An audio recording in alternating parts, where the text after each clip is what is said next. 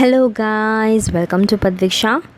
So economicsல பார்த்தீங்கன்னா production analysis சாப்டரில் last வீடியோஸில் நம்ம short run and long run ப்ரொடக்ஷனுக்கான 2 லாஸ் பார்த்துருந்தோம்.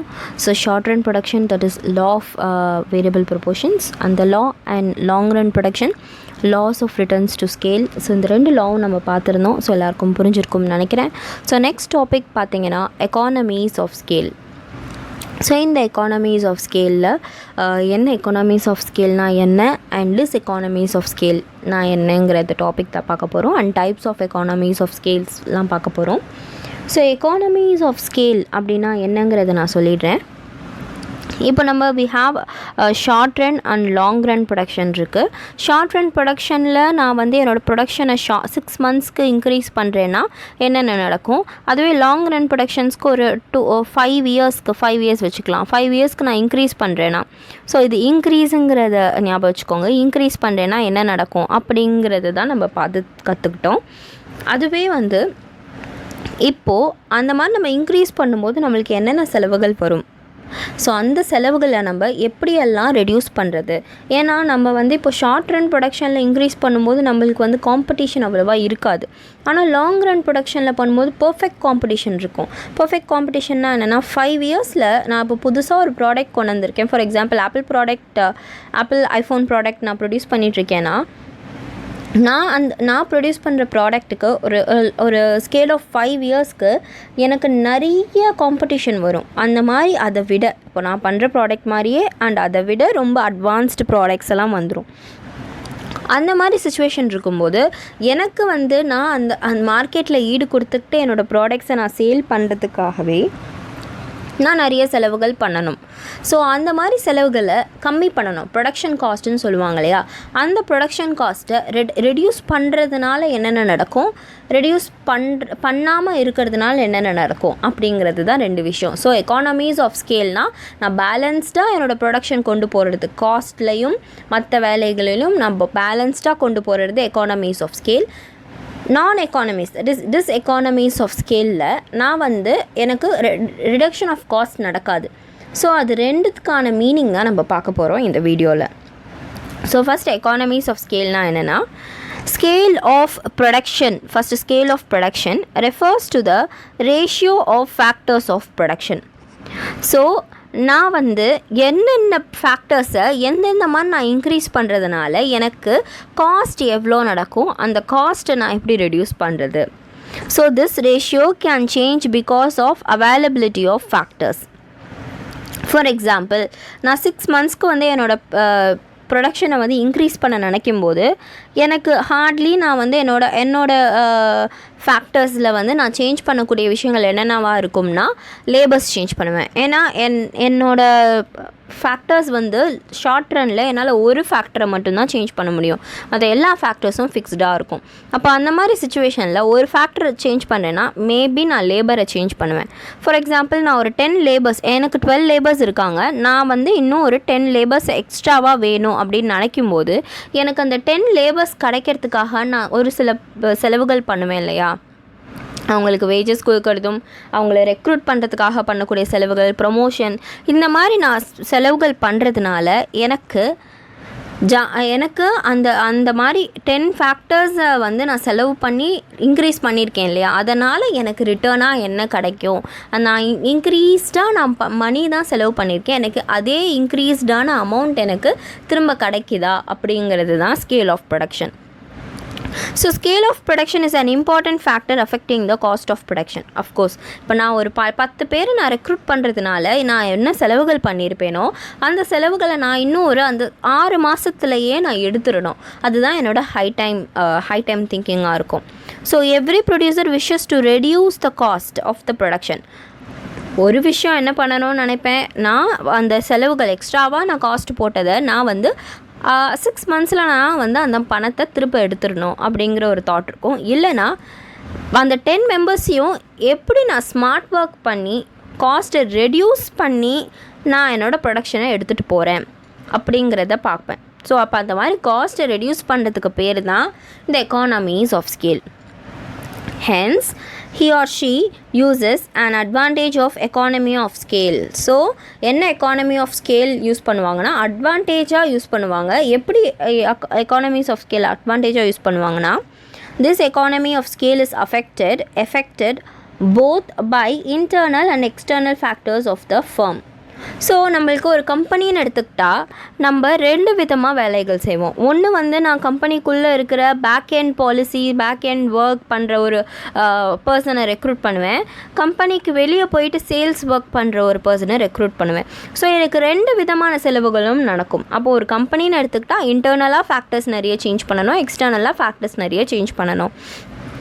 So accordingly economies are broadly divided into 2 types. So Marshall படி 2 டைப்பாக பிரியுது. என்னென்னா internal economies and external economies. So இந்த மாதிரி economies of scale reduces the cost of production. Economies of ஸ்கேலுன்னு நான் எடுத்துக்கிட்டு இந்த வேலை பண்ணும்போது நான் வந்து என்னோடய காஸ்ட்டை ரெடியூஸ் பண்ணுறதுக்காக என்னென்ன பண்ணணுங்கிற விஷயம் படிக்கிறது தான் இந்த எக்கானமிஸ் ஆஃப் ஸ்கேல். அதுவே நான் டிஸ்எக்கானமிஸ் ஆஃப் ஸ்கேல் இந்த மாதிரி எந்த ஒரு விஷயத்தையும் நான் எடுக்காமல் இருக்கும்போது அது டிஸ்எக்கானமிஸ் ஆஃப் ஸ்கேலாக எனக்கு அமையும். So difference between internal and external economies. So பார்த்தீங்கன்னா internal economies and external economies என்னன்றது பார்க்குறதுக்கு முன்னாடி இந்த டிஃப்ரென்ஸை பார்த்துடலாம். So internal economies of scale என்ன பண்ணுவோன்னா, first expansion of the firm itself. So வெறும் ஃபர்மையே நம்ம அந்த இன்டர்னலாக ஃபர்மையே நான் எக்ஸ்பேண்ட் பண்ணுவேன். எக்ஸ்டர்னலாக என்ன பண்ணுவேன்னா எக்ஸ்பேன்ஷன் ஆஃப் த இண்டஸ்ட்ரி. நான் என்னோடய பர்டிகுலர் இண்டஸ்ட்ரியை மட்டும் தான் எக்ஸ்பேண்ட் பண்ணுவேன். ஆனால் இன்டர்னலாக பார்த்தீங்கன்னா நான் வந்து ஃபுல்லாக ஃபர்மையே எக்ஸ்பேண்ட் பண்ணுவேன். Next lower long run average cost benefits most of all firms. So எனக்கு மேக்ஸிமம் நான் இன்டர்னல் எக்கானமிஸ் ஆஃப் ஸ்கேலில் என்ன பண்ணுவேன்னா, எனக்கு லாங் ரன்னாக போகும்போது நிறைய செலவுகள் நடக்கும், அதை கம்மி பண்ணுறதுக்கான வேலைகள் பார்ப்பேன். அதுவே எக்ஸ்டர்னலாக என்ன பண்ணுவேன்னா எதெல்லாம் பெனிஃபிட்டோ அதை மட்டும்தான் சூஸ் பண்ணுவேன். ஸோ இன்டர்னலி எனக்கு பண்ண வேண்டிய வேலைகள் ப்ரொடக்ஷன் ஒர்க் ரொம்ப இம்பார்ட்டண்ட், அதுக்கான நான் ஒர்க் தான் பண்ண முடியும். ஆனால் எக்ஸ்டர்னலாக ஒரு சில விஷயங்களை அவாய்ட் பண்ணலாம். அதில் நான் பெனிஃபிட் மோஸ்ட்டாக நான் சூஸ் பண்ணுவேன் எல்லா ஃபர்ம்ஸ்க்குமே. Next efficiencies from larger scale of production. So எனக்கு வந்து எது ரொம்ப important, large scale of production போகும்போது எனக்கு ஒரு மிஷின்லேயே 20 ப்ராடக்ட் பண்ணுற டைமில் ஒரு மிஷினில் வந்து 5 பேரை வச்சுக்கிட்டு நான் வந்து எனக்கு 1 மிஷின் இருக்குன்னா 5 மெம்பர்ஸ் இருந்தாலும் 5 லேபர்ஸ் இருந்தாலும் என்னால் 20 ப்ராடக்ட்ஸ் தான் பண்ண முடியும். ஆனால் அதுவே 2 மிஷின் இருக்குன்னா 5 மெம்பர்ஸ் இருக்காங்கன்னா நான் கண்டிப்பாக அதை நான் எக்ஸ்பேண்ட் பண்ணுவேன். So larger scale of production ஆகும், என்னோடய ப்ராடக்ட்ஸ் நிறைய ப்ரொடியூஸ் பண்ண ஆரம்பிப்பேன். ஸோ இந்த மாதிரி ஒர்க்லாம் நடக்கும். Next agglomeration economies are important. So agglomeration அப்படின்னா என்னென்னா, இப்போது நம்மளுக்கு ஒரு internal and external economies of ஸ்கேலில் இன்டர்னலி நம்ம என்ன பார்த்துட்ருக்கோன்னா, இன்டர்னலாக நான் என்னென்ன சேஞ்சஸ் கொண்டு வந்தால் எனக்கு ரிடக்ஷன் நடக்கும், எக்ஸ்டர்னலாக என்னென்ன கொண்டு வந்தால் ரிடக்ஷன் நடக்கும் அப்படின்னு பார்த்துட்டு இருக்கும்போது, எக்ஸ்டர்னலாக நம்ம பண்ணக்கூடிய விஷயங்கள் என்னென்னா நிறைய மாஸ் திங் இருக்கும் எக்ஸ்டர்னலாக. ஸோ அக்ளோமரேஷன்னா என்னென்னா ஒரு mass and collective things. So நான் வந்து எப்படி சொல்கிறது, செப்பரேட்டாக இருக்கிற திங்ஸை வந்து நான் கம்பைன் பண்ணி என் கம்பெனிக்கு எது இம்பார்ட்டண்ட்டோ அந்த எக்கானமிஸ் மட்டும்தான் சூஸ் பண்ணுவேன். ஸோ அந்த மாதிரி பண்ணும்போது இப்போ நம்மளுக்கு வந்து ப்ரமோஷன் பண்ணணும்னு நினைக்கிறோம் நம்ம கம்பெனிக்கு. அப்போ நம்ம ப்ரமோஷன் பண்ணணும் அப்படின்னு நினைக்கும்போது நம்ம என்னென்ன வேலைகள் பண்ணுவோம், யாருக்கு இந்த ப்ராடக்ட் இம்பார்ட்டண்ட், எந்த ஏரியா ஆஃப் பீப்புள் யாரெல்லாம் சூஸ் பண்ணுவாங்களோ அவங்களுக்கு மட்டும் தான் ப்ரமோஷன் பண்ணணும். இப்போது இந்த ப்ராடக்டை யூஸ் பண்ணாதவங்களுக்கு நம்ம ப்ரமோஷன் பண்ணுறதுனால எந்த ஒரு யூஸ்மே இல்லை. ஸோ அதனால் யாருக்கு ப்ரிஃபரபுளாக இருக்கோ அவங்களுக்கு மட்டும் பண்ணிவிட்டு மாஸ் கலெக்ஷன் ஒர்க் பண்ணிவிட்டு மாதம் எவ்வளோ பேருக்கு நம்ம பண்ணணுங்கிறத கலெக்ட் பண்ணிவிட்டு அப்புறமா அது யாருக்கு இம்பார்ட்டண்ட்டோ அதை கொடுக்கறது ரொம்ப important. Next range of economies, example technical and financial. So ரொம்ப முக்கியம் நம்ம வந்து நம்மளோட ரேஞ்ச் வந்து செட் பண்ணுறது. ஸோ டெக்னிக்கலி நான் வந்து எவ்வளோ மிஷின்ஸ் வாங்கிட்டே இருக்கேன், ஃபினான்ஷியலி நான் எவ்வளோ செலவுகள் பண்ணிகிட்டே இருக்கேங்கிறத நான் ஒரு ரேஞ்சுக்கு கொண்டு வரணும். ஸோ என் கம்பெனியில் நான் இவ்வளோ ரேஞ்சுக்கு தான் என்னோடய ப்ராடக்டை நான் வந்து செட் பண்ணியிருக்கேன், ஸோ இவ்வளோ ரேஞ்சுக்கு தான் என் ப்ராடக்ட்காக நான் செலவு பண்ணுவேன் அப்படிங்கிற மைண்ட் செட் வந்துருச்சுன்னா we can easily score up. So next helps to explain the rapid growth of many cities. So எக்ஸ்டர்னலாக பார்க்கும்போது கம்பெனி பற்றி பார்க்க மாட்டேன். எக்ஸ்டர்னலாக பார்க்கும்போது நான் ஒரு கண்ட்ரியில் இருக்கக்கூடிய ஒரு நார்மல் பர்சனாக இருந்தேன்னா என்ன மாதிரி மற்ற மனுஷங்கள், ஸோ மற்ற ஹியூமன் பீயிங்ஸ்க்காக கன்சியூமர்ஸ்க்காக நான் என்னென்ன பண்ணணும், ஸோ சிட்டிஸில் எந்தெந்த ரொம்ப இம்பார்ட்டன்ட் திங்ஸ் நான் எடுத்துக்கணும். எக்ஸ்டர்னலாக பார்க்கும்போது ஐ ஆம் ஆல்சோ அன் கன்சியூமர். நான் ப்ரொடியூசராக இருந்தாலும் நான் ஒரு கன்சியூமர். ஸோ கன்சியூமராக நான் நின்று என்னென்ன இம்பார்ட்டண்ட்டோ அதை தான் பண்ணுவேன். ஸோ எந்த ஒரு மால் ப்ராக்டிஷன் பண்ணாமல், எந்த ஒரு மிஸ்பிஹேவிங் பண்ணாமல் நான் என்னோடய ப்ரொடியூசராக நான் என்னென்ன பண்ணால் எனக்கு கம்மி செலவுகள் ஆகும் அப்படிங்கிறத பண்ணக்கூடிய விஷயங்கள் ரொம்ப important. So these are the internal external. So இப்போ internal and external economies of ஸ்கேலோட மீனிங் அண்ட் அதோட டைப்ஸ் பார்க்க போகிறோம். So internal economies of scale. The term internal economies of scale refers to the advantages enjoyed by the production unit which causes a reduction in the cost of production of the commodity. So internal economies of ஸ்கேல்னால் internally ஒரு production கம்பெனிக்குள்ளே இன்டர்னலாக என்னென்ன advantages அவங்க பண்ணுறதுனால என்னென்ன advantages அவங்க வந்து என்ஜாய் பண்ணுறாங்க, அந்த மாதிரி அட்வான்டேஜஸ் வந்து அவங்க வந்து என்ஜாய் பண்ணுறதுனால அந்த காஸ்ட் ஆஃப் ப்ரொடக்ஷன் வந்து ரெடியூஸ் ஆகுது. ஸோ ஒரு கமோடிட்டிக்கு for example a firm enjoying the advantages of an application of the most modern machinery, generation of internal capital and improvement in managerial skill etc. are sure to reduce the cost of production. So இப்போ இதுக்கு ஒரு சின்ன example மாதிரி சொல்லலாம். ஒரு normal ஒரு phone producing company, 2 different companies இருக்குது. ஒரு கம்பெனியில் வந்து ரொம்ப latest version of machinery use பண்ணி ப்ரொடக்ஷன் பண்ணிகிட்ருக்காங்க. அதனால் அவங்களுக்கு வந்து ஃபோனோட சார்ஜஸ் ரொம்ப ஜாஸ்தியாக வச்சு சேல் பண்ணுவாங்க. அண்ட் அதனால் அவங்க செலவு பண்ணக்கூடிய ஒன் டைம் இன்வெஸ்ட்மெண்ட் மாதிரி ஒரு மிஷினரி வாங்கிட்டா அதுக்கப்புறமா அவங்க அந்த ஒரு செட் ஆஃப் 10 ஃபோன்ஸ் ப்ரொடியூஸ் பண்ணுறதுலேயே அந்த மணி அவங்க எடுத்துடலாம். அதுவே ஒரு ஓல்டர் வெர்ஷன் யூஸ் பண்ணக்கூடிய ஒரு மிஷினரி யூஸ் பண்ணக்கூடிய ஒரு அதே ஃபோன் ப்ரொடியூசிங் கம்பெனி வந்து அவங்களால அந்த மாதிரி ஒரு ஓல்டர் வெர்ஷன் யூஸ் பண்ணுறதுனால அவங்க ஸ்டில் புது டைப்ஸ் ஆஃப் ஃபோன்ஸ் ப்ரொடியூஸ் பண்ண முடியாது. அண்ட் அவங்க லேட்டஸ்ட் மாடல் ஃபோன்ஸ் ப்ரொடியூஸ் பண்ண முடியாததுனால அவங்க வந்து ரொம்ப ஹை காஸ்ட் வச்சு சேலும் பண்ண முடியாது. அவங்க செலவு பண்ணுறது நிறைய பண்ணிகிட்டே இருப்பாங்க. அவங்களுக்கு திருப்பி கிடைக்கிறதும் கம்மியாக இருக்கும். ஸோ இதில் ரொம்ப இம்பார்ட்டண்ட்டாக நம்ம புரிஞ்சுக்க வேண்டியது என்னென்னா, இன்டர்னலாக அவங்க என்னென்ன விஷயங்கள் சேஞ்சஸ் கொண்டு வர்றதுனால, இன்டர்னலாக என்னென்ன அட்வான்டேஜஸ் அவங்க எடுக்கிறதுனால இந்த ரிடக்ஷன் ஆஃப் காஸ்ட் நடக்குது அப்படிங்கிறது தான் இன்டர்னல் எக்கானமிஸ் ஆஃப் ஸ்கேல். இது ஒரு சில பல டைப்ஸ் இருக்குது, என்னென்னு பார்க்கலாம். ஃபர்ஸ்ட் ஒன் வந்து டெக்னிக்கல் எக்கானமிஸ். ஸோ டெக்னிக்கலி நான் வந்து என்ன சேஞ்சஸ் கொண்டு வர்றதுனால எனக்கு ரிடக்ஷன் ஆஃப் காஸ்ட் நடக்கும். So when the size of the firm is large amount of capital can be used. There is a possibility to introduce up-to-date technologies. This improves productivity of the firm. Here, research and development strategies can be applied easily. So, டெக்னிக்கலாக என்ன பண்ணலான்னா, ஒரு large scale company இருந்ததுன்னா நிறைய பணம் செலவு பண்ணணும். அவங்க அந்த மாதிரி நிறைய பணம் செலவு பண்ணுறதுக்கு பதிலாக நியூ டெக்னாலஜிஸாக இருக்கக்கூடிய விஷயங்கள் அப் டு டேட்டாக அவங்களோட டெக்னாலஜி மிஷின்ஸ் எல்லாமே குட் வெர்ஷன்ஸ் வச்சுக்கிறதுனால ரொம்ப நல்ல ப்ரொடக்ஷன்ஸ் வந்து ரொம்ப நல்ல லெவலில் இருக்கும். அவங்க ப்ரொடியூஸ் பண்ணுற ப்ராடக்ட்ஸ் வந்து எல்லோரும் ப்ரிஃபரபுளாக இருக்கும். அண்ட் இதனால் வந்து இப்போ நார்மலாக நம்ம எடுத்துக்கிட்டால் எல்லாருமே டச் ஃபோன்ஸ் தான் யூஸ் பண்ணுறோம். ஆனால் ஒரு 100ல் ஒருத்தங்க தான் வந்து இந்த கீபேட் ஃபோன்ஸ் யூஸ் பண்ணிகிட்டு இருக்காங்க. ஸ்டில் இப்போ வந்து ஆன்லைன் கிளாஸ் ஆரம்பிச்சதுனால எவ்ரி ஹவுஸ்ஹோல்ட்ஸில் எல்லாருமே வந்து we are using touch phones. So இந்த மாதிரி ஸ்மார்ட் ஃபோன்ஸ் வந்ததுனால கீபேட் ஃபோன்ஸ்க்கு வந்து யாருமே வாங்கிறதில்ல அப்படின்றது கிடையாது. ஏன்னா கீபேட் ஃபோன்ஸும் போயிட்டு தான் இருக்குது இப்போ இந்த ஸ்டேஜ் ஆஃப் லைஃப்பில். ஆனால் வந்து எந்த கம்பெனிஸ்க்கு வந்து நிறைய ரிசல்ட் இருக்கும், குட் ரிசல்ட் இருக்கும், நல்ல ப்ரொடக்டிவிட்டி இருக்கும்னா ஸ்மார்ட் ஃபோன்ஸ் இருக்கிறதுனால. ஏன்னா ஸ்மார்ட் ஃபோன்ஸ் ப்ரொடியூஸ் பண்ணணுங்கிறதுனால குட் மேனேஜரியல் ஸ்கில்ஸ் இருக்கிற பர்சனை ரெக்ரூட் பண்ணுவாங்க. அண்ட் நல்ல மிஷின்ஸ் வந்து அவங்க வந்து இன்வெஸ்ட் பண்ணி வாங்குவாங்க. ஸோ இதெல்லாம் எப்படி கொண்டு வந்தாங்கன்னா research and development. So people எதை லைக் பண்ணுறாங்க, கன்சியூமர் எதை லைக் பண்ணுறாங்கன்னு பார்த்துட்டு அந்த ஸ்ட்ராட்டஜியை போட்டு கம்பெனியை வந்து மாற்றுவாங்க, ப்ரொடக்ஷனை மாற்றுவாங்க. இதுவே நான் வந்து பீப்புள் வந்து கீபேட் ஃபோன் லைக் பண்ணலனாலும் நான் கீபேட் ஃபோனே தான் ப்ரொடியூஸ் பண்ணுவேன் அப்படிங்கிற கம்பெனிஸ்க்கெல்லாம் வந்து கண்டிப்பாக டிஸ்எகானமிஸ் ஆஃப் ஸ்கேல் தான் வந்து நடந்துகிட்ருக்கோம். So financial economies, first technical economies பார்த்தோம். இப்போ நெக்ஸ்ட் ஃபினான்ஷியல்.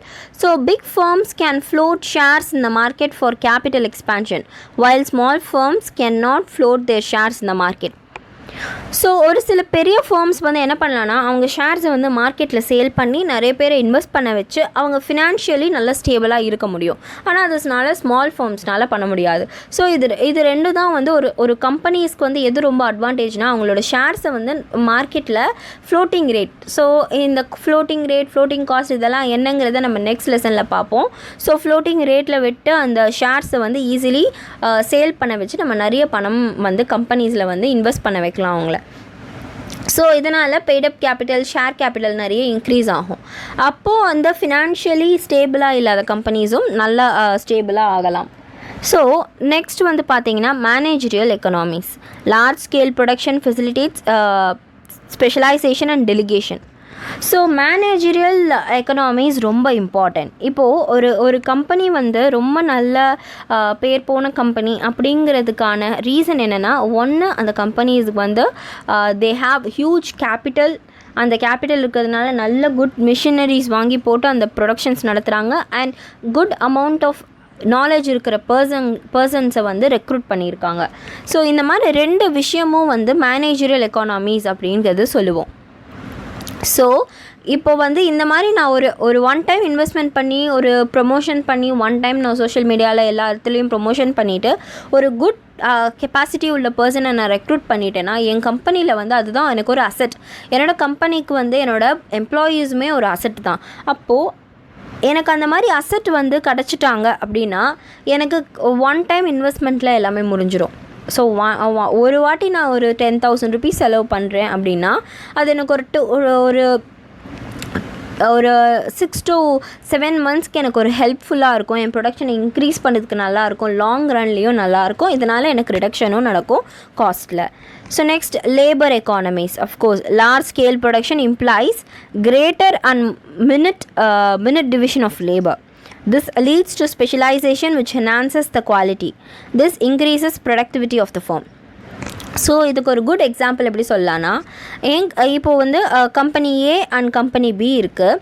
ஸோ கம்பெனி இது ரெண்டுமே லேபர் வச்சு சொல்ல போகிறேன். கம்பெனி ஏ கம்பெனி பியில் வந்து கம்பெனி ஏல வந்து 50 லேபர்ஸ் இருக்காங்க. கம்பெனி பியில் வந்து ஃபார் எக்ஸாம்பிள் 50 வச்சுக்கலாம். கம்பெனி பியில் வந்து 25 லேபர்ஸ் இருக்காங்க. ஸோ கம்பெனி ஏல வந்து பார்த்திங்கன்னா 50 லேபர்ஸ்க்கு வந்து ஃபார் எக்ஸாம்பிள் 50 லேபர்ஸ்க்குமே ஒரு லேபருக்கு வந்து நம்ம வந்து 10,000 rupees அப்படிங்கிற சேலரினா அந்த 50 லேபர்ஸ்க்குமே நம்மளுக்கு ஹோல்லி பார்த்தோன்னா இட் இஸ் லைக் ஒரு 50 lakhs ஒரு 5 lakhsல முடிஞ்சு போய்டும் நம்மளோட வேலை, நம்மளோட செலவுகள். அதுவே 25 லேபர்ஸ்க்கும் கம்பெனி பி வந்து கம்மியான லேபர்ஸ் இருக்காங்க அப்படிங்கிறதுனால என்ன நடக்கும்னா நிறைய சேலரி கொடுக்கணும். ஸோ எனக்கு நிறைய லேபர்ஸ் இருக்காங்கன்னா நான் கம்மியான சேலரிஸ் கொடுப்பேன், என்னோடய வேலை முடிஞ்சிடும். அதுவே கம்மி லேபர்ஸ் இருக்காங்கன்னா they get lot of exposure, அதனால் நிறைய கேட்பாங்க. ஸோ அதனால் I have to give a lot of money.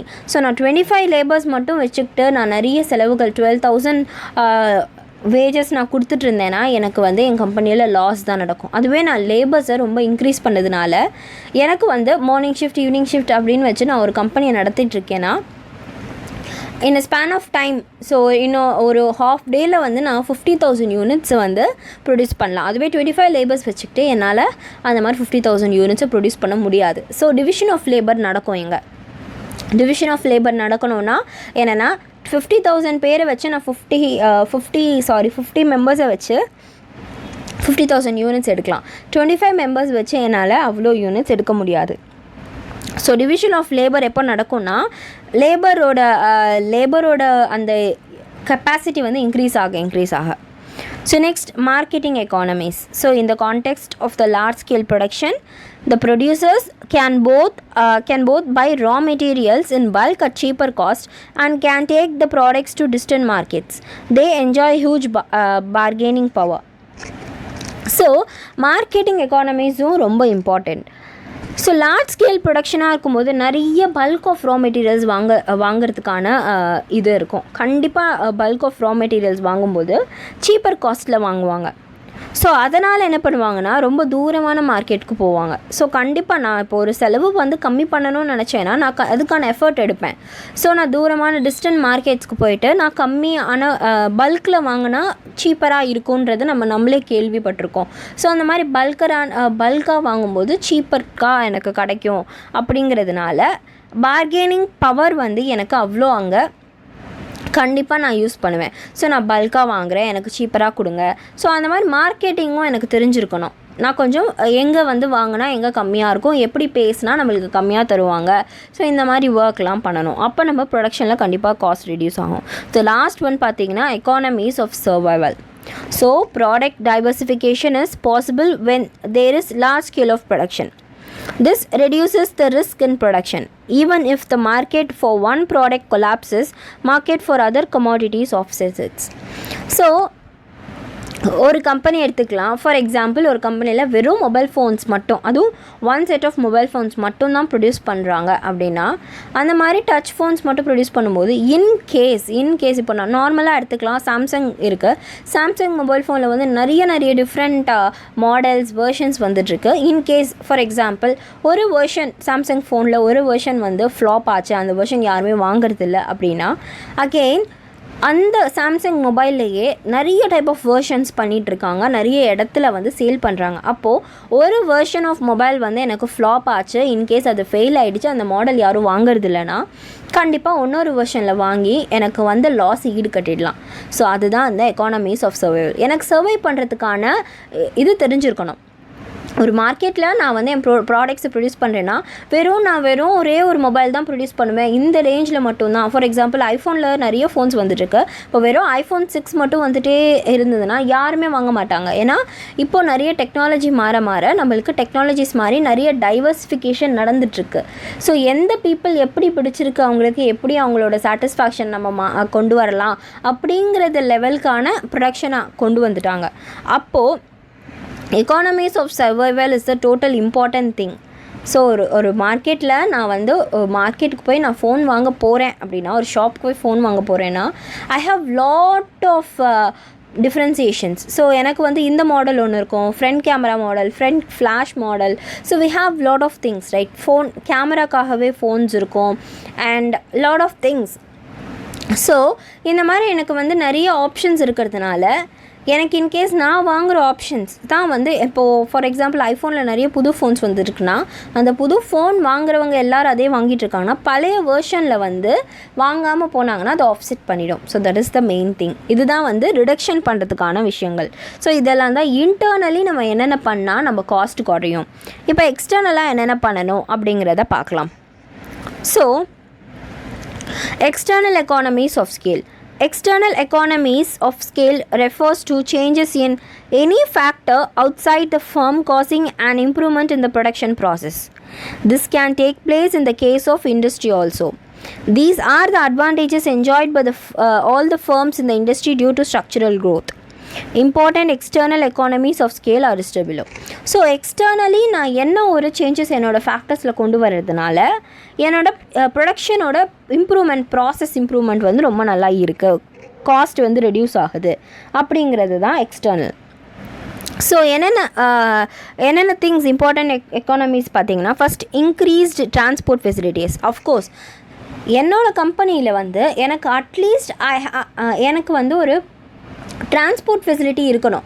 ஏன் ப்ராடக்ட் வந்து நிறைய இடத்துல போய் ரீச் ஆகணும். நான் வெறும் ஃபார் எக்ஸாம்பிள் நம்ம வந்து மதுரையில் வந்து ப்ராடக்ட்டை ப்ரொடியூஸ் பண்ணிகிட்ருக்கேன்னா நான் மதுரையில் மட்டும் சேல் பண்ணிகிட்டு இருந்தால் நான் என் ப்ராடக்ட் வந்து சென்னையில் இருக்கிறவங்க, கோயம்புத்தூரில் இருக்கிறவங்களும் வேணும்னு நினைக்கும் போது அங்கே நான் ரீச் பண்ணணும் என் product. So increased transport facility ரொம்ப ரொம்ப இம்பார்ட்டன்ட். இது கொண்டு வர்றதுனால என்னோடய ப்ரொடக்ஷன் வந்து நிறைய ரேஞ்சுக்கு போகும். So next banking facilities. So ரொம்ப இம்பார்ட்டன்ட் பார்த்திங்கன்னா பேங்கிங் ஃபெசிலிட்டிஸ் இருக்கணும். ஸோ நிறைய பல்க் ஆர்டர்ஸ் நம்ம வாங்கும்போது நம்ம பல்காக பே பண்ணக்கூடிய விஷயங்கள் இருக்கும். ஸோ நான் இப்போ பேங்க் ஃபெசிலிட்டி யூஸ் பண்ணி பே பண்ணுவேன். அண்ட் சில டைம் நான் கார்ட் ஃபெசிலிட்டி எடுக்கும்போது எனக்கு வந்து சில ஆஃபர்ஸ் இருக்கும். ஸோ இந்த மாதிரி விஷயங்களுக்காக பேங்கிங் ஃபெசிலிட்டிஸும் இருக்கணும். And development of township. So நான் நிறைய இடத்துல வந்து என்னோடய ப்ரொடக்ஷன்ஸை வந்து எக்ஸ்பேண்ட் பண்ணியிருக்கணும். நிறைய இடத்துக்கு நான் அவங்களுக்கு வந்து கொண்டு போய் என்னோடய பொருட்களை சேர்க்குற மாதிரி இருக்கணும். அந்த மாதிரி நான் வந்து எக்ஸ்பேண்ட் பண்ணியிருக்கணும் என்னோடய ப்ராடக்ட்ஸை சேல் பண்ணுறதுக்கு, என் ப்ராடக்ட்ஸை வந்து ரீச் பண்ணுறதுக்கு. Next development of information and communication. Of course இப்போ நான் என் ப்ராடக்ட் வந்து மதுரையில் சேல் பண்ணிகிட்ருக்கேன் அப்படின்னா நான் இந்த மாதிரி ப்ராடக்ட் சேல் பண்ணுறேன், இந்த மாதிரி ப்ராடக்ட்ஸ் வந்து பல்க் ஆர்டர்ஸாக நிறைய பேர் வாங்கலாம், அவங்க கொண்டு போய் சேல் பண்ணலாம் அப்படிங்கிற ஒரு விஷயம் வந்து எப்படி தெரிய வரும்னா நம்ம வந்து சென்னையில் இருக்கிற பீப்புளுக்கு, கோயம்புத்தூரில் இருக்கிற பீப்புளுக்கு, அந்த மாதிரி பீப்புள்ஸ்க்கெல்லாம் வந்து ரீச் பண்ணணும் மதுரையில் இருக்கிற அந்த ப்ரொடக்ஷன் ஃபேக்ட்ரி. ஸோ அது வந்து எப்படி நடக்கும்னா கம்யூனிகேஷன் அண்ட் இன்ஃபர்மேஷன் வந்து நான் சோஷியல் மீடியா வழியாகவும் சொல்கிறது, ஆர்எல்ஸ் நான் நியூஸ் பேப்பர்ஸில் போடுறது, ஆர் நான் வந்து ஒரு சில ஏஜென்சிஸ் கிட்ட சொல்கிறது, இந்த மாதிரி கம்யூனிகேஷன் நான் பண்ணுவேன். ஸோ இந்த மாதிரி நான் ஃபேக்டர்ஸ் எல்லாம் எக்ஸ்டர்னலாக பண்ணும்போது எனக்கு செலவுகள் கம்மியாகும், என்னோடய ப்ரொடக்ஷன்ஸும் நல்லாயிருக்கும். So these are the economies of ஸ்கேலில் இன்டர்னல் அண்ட் எக்ஸ்டர்னல். நெக்ஸ்ட் பார்த்தீங்கன்னா diseconomies of scale. So the diseconomies of the scale are disadvantage to a firm or an industry or organization. This necessarily increases the cost of production of a commodity or service. Further, it delays the speed of the supply of the product to the market. These diseconomies are of two types, and that is internal diseconomies of scale and external diseconomies of scale. ஸோ diseconomies of ஸ்கேல்னால் என்னென்னா, எனக்கு ஒரு disadvantage, நான் வந்து இந்த மாதிரி ஒரு சில வேலைகள் இன்டர்னலாகவும் எக்ஸ்டர்னலாகவும் செய்யாமல் போகிறதுனால எனக்கு இன்டர்னல் அண்ட் எக்ஸ்டர்னலில் வந்து டிஸ்எக்கானமி ஆகும். அதனால் என்ன நடக்கும்னா என்னோடய ப்ரொடக்ஷனுக்கான செலவுகள் இன்க்ரீஸ்ட் அமௌண்ட்டில் போயிட்டுருக்கும். ஸோ அதில் பார்த்திங்கன்னா இன்டர்னல் டிஸ்எக்கானமிஸ் அண்ட் எக்ஸ்டர்னல் டிஸ்எக்கானமிஸ் இருக்குது. இன்டர்னல்னால் என்னென்னா, when the scale of production increases beyond optimum limit, its efficiency may come down. So நான் வந்து ஃபார் எக்ஸாம்பிள் நான் வந்து ரா மெட்டீரியல்ஸ் 3 ரா மெட்டீரியல்ஸ் வச்சு ஒரு 20 ப்ராடக்ட்ஸ் செய்யணும் அப்படின்னு நினச்சிட்ருக்கேன். 20 ப்ராடக்ட்ஸ் நான் செய்யணும்னு நினச்சிட்ருக்கும்போது 3 ரா மெட்டீரியல்ஸ் வச்சு நான் வந்து ஃபார் எக்ஸாம்பிள் 40 ப்ராடக்ட்ஸ் செஞ்சுட்டேன்னா குவாலிட்டி கண்டிப்பாக கம்மியாக இருக்கும் எனக்கான அந்த 40 ப்ராடக்ட்ஸில். ஏன்னா நான் எய்ம் பண்ணது 20 ப்ராடக்ட்ஸ். ஆனால் என்னோடய ப்ரொடக்ஷன் ஸ்கேல் வந்து பார்த்திங்கன்னா பியாண்டாக போயிடுச்சு. ஒன்று இது. நெக்ஸ்ட்டு என்னோடய செலவுகள். நான் வந்து ஒரு சில இந்த மாதிரி இன்டர்னலி நம்ம என்னென்ன பண்ணணுமோ அதெல்லாம் பண்ணாமல் நான் வந்து போட்டு வச்சது பார்த்திங்கன்னா 10 lakhs எனக்கு செலவுகள் நடக்கணும் அப்படின்னு நினச்சிருந்தா எனக்கு 25 lakhs வந்து எக்ஸ்பென்ஸ் நடந்திருக்கு. ஸோ இது வந்து என்னென்னா என்னோட தாட்டில் இருந்து நான் போட்ட அந்த பட்ஜெட்லேருந்து பியாண்டாக போகிறது தான் வந்து இந்த இன்டர்னல் டிஸ்எக்கானமிஸ் ஆஃப் ஸ்கேல். நெக்ஸ்ட் எக்ஸ்டர்னலாக பார்த்தீங்கன்னா the term external diseconomies of scale refers to the threat or disturbance to a firm or an industry from factory lying outside it.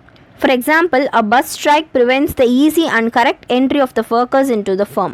Similarly, the rent of a firm increases very much if new economic units are established in the locality.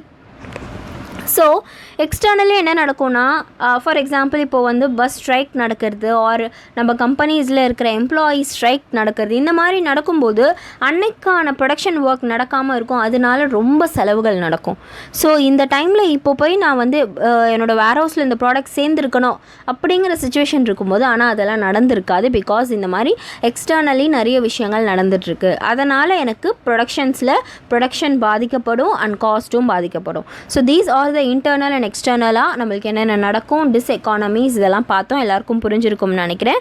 Next so குவான்ட் அந்த indifference curve வந்து எப்படி indifference curve analysis எப்படி நம்மளுக்கு consumption அனாலிசிஸில் இருந்ததோ அதே மாதிரி production அனாலிசிஸில் இசோகுவான்ட்ஸ்ன்னு சொல்லுவோம். ஸோ இந்த இசோகுவான்ட் நான் என்ன ஷெடியூல் கர்வ் இந்த டாப்பிக்லாம் வந்து நெக்ஸ்ட் வீடியோஸில் போஸ்ட் பண்ணுறேன். அன்டில் தென் பாய்.